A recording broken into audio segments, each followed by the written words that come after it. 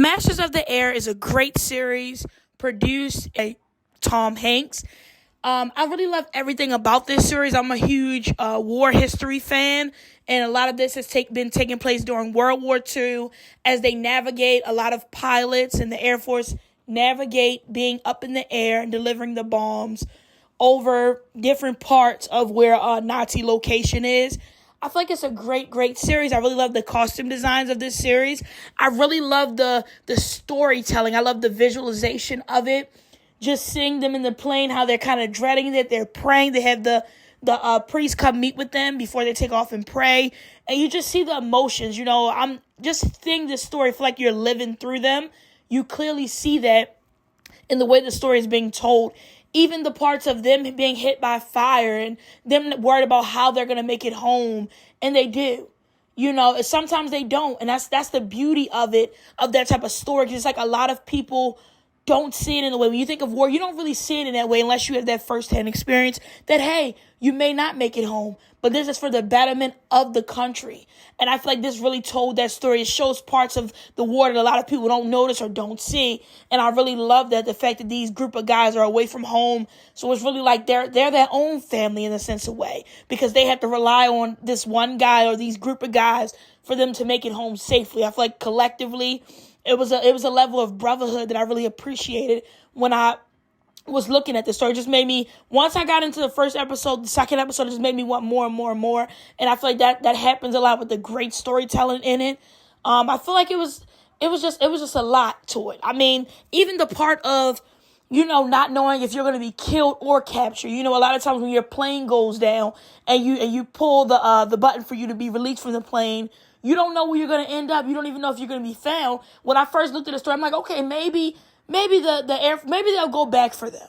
Maybe they'll go back for them. And that didn't happen because of where they were located. So either you're going to be killed or captured, you really don't know. And a lot of them didn't know until later on where their guys was. And I feel like that's the beauty of the story, because you're like, wow, I hope this guy made it out okay. I hope that guy made it out okay. Their plane caught on fire, but at least they were able to get out, but we don't know if they're killed by the Nazis or they're captured.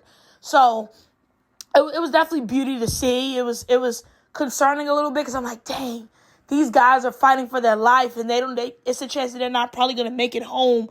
But they did it. They were doing it for the betterment of the country and the state of the country, and just trying to get rid of the hate group. So I really appreciated the storytelling in this series, and I can't wait for the future episodes. I heard it's supposed to be 10 episodes, so we just got done with episode 5. So I'm hoping the other 5 are as great as what we have seen so far. I also feel like a lot of the time you don't see, like, these are bombing pilots. So a lot of times you don't see that level of nervousness. Essentially, you're on the front line, so the enemy is going to want to take you out because you are carrying goods that could potentially harm them and harm other people. So a lot of times you don't see that level. They're carrying the weight on the world, you know, feeling for the people that it might affect, but also trying to protect the betterment of their country. You see the nerves of them flying and not knowing if they're going to make it back, and just doing a countdown of, okay, how many minutes until we drop these bombs? And then once they do drop the bombs, it's like a weight been lifted off their shoulder, because they don't have to really worry about, no, in a sense, after they drop the bomb, okay, we're under enemy's fire right now, because we're delivering the goods, trying to drop off these bombs. But when they do drop it off, you see, okay, maybe it levels out a little bit. And by the grace of God, they make it. Just like when they were headed to Africa, and the plane, so many planes was damaged. They were leaking fuel. They kind of had to dump their ammunition in their guns into the water just to free up, so that way they won't leak as much fuel as they possibly can, just to make it to where they have to go to.